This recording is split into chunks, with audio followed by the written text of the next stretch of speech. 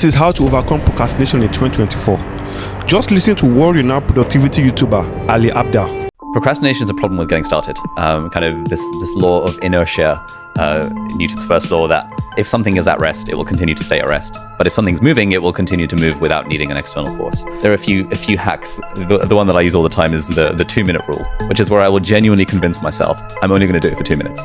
And if I want, I'm allowed to stop after the 2 minutes, because 2 minutes is better than nothing.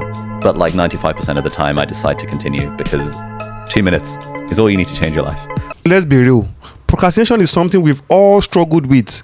You know that feeling when you should be working on something important, but instead you are lost in an endless scroll, binge watching, or doing literally anything else? Yeah, we've all been there. But what if I told you there is a way to break that cycle, take control, and start getting things done? Today, I'm going to share 5 proven steps that will help you overcome procrastination once and for all.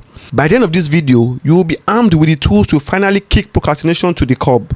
So let's dive into it. The first point is acknowledge the problem. Before we even talk about anything, the most important thing is to know why this problem exists in the first place. Why do we procrastinate?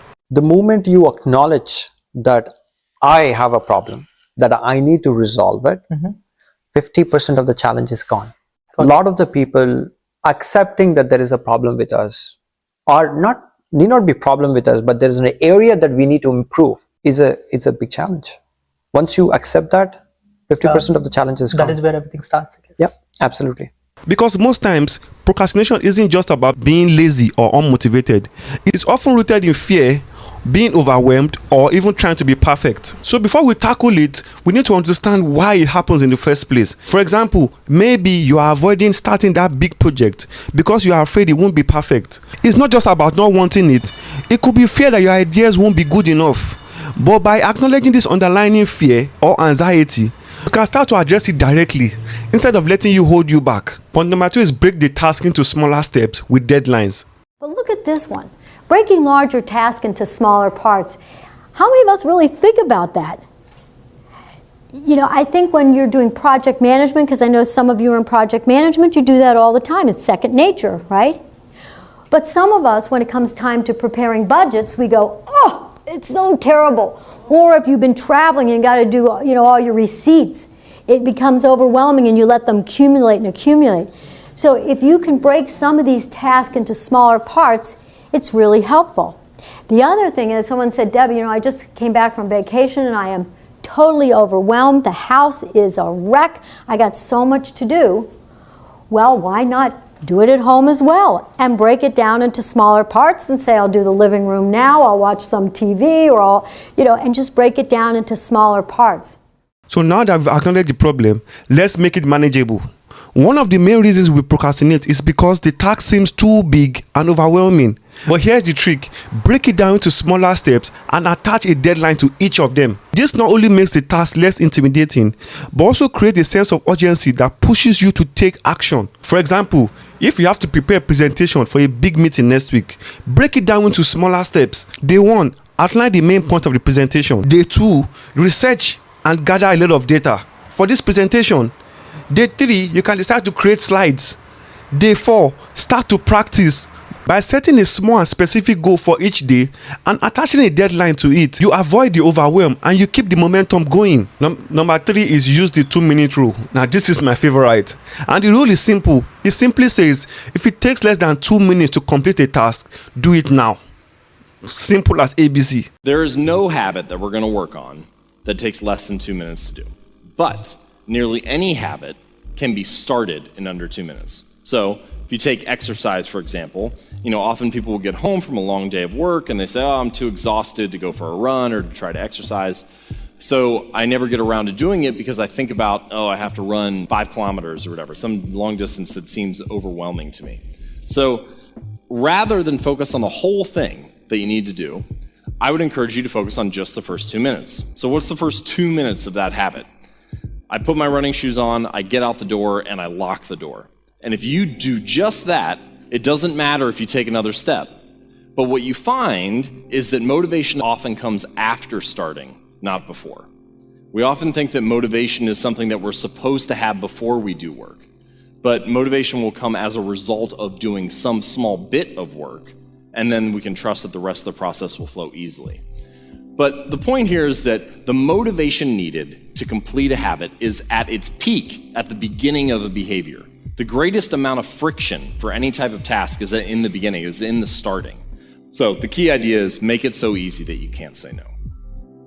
This simple strategy is a powerful way to build momentum.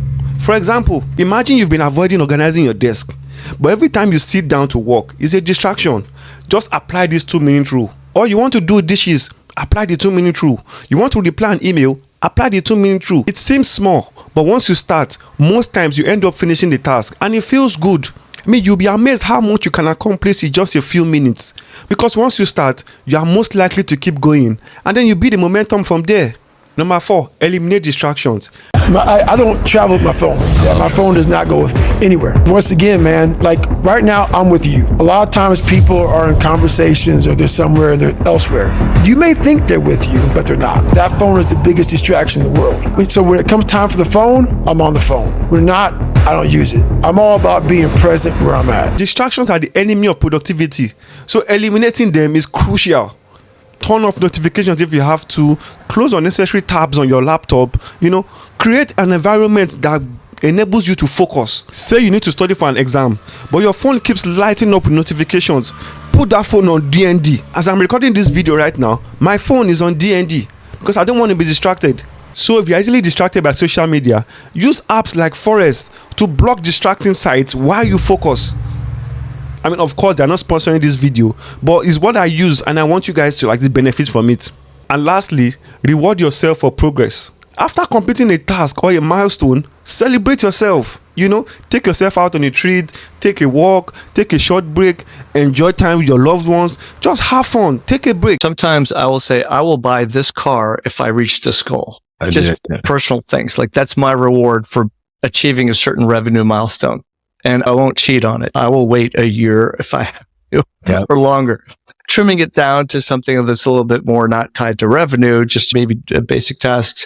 It could be, I will treat myself and my spouse to a really wonderful meal when I get something done. And it's weird because I'm tying a personal thing to a work goal. But sometimes, I don't know, these mind tricks to myself, that they just seem to work. And I find that it gets me over that finish line. This small reward reinforces positive behavior and keeps you motivated to keep pushing forward even when things get tough. And there you have it, ladies and gentlemen, 5 proven steps to beat procrastination and getting things done. Remember, it all starts with acknowledging the problem and taking those small actionable steps forward. If you found this tip helpful, you already know what to do. Don't forget to like this video, subscribe to my channel for more videos like this. Let me know what you think in the comments below. If you have more strategies that you want other people to learn, let's talk about it in the comments below. And I'll see you guys in the next one. I'm out.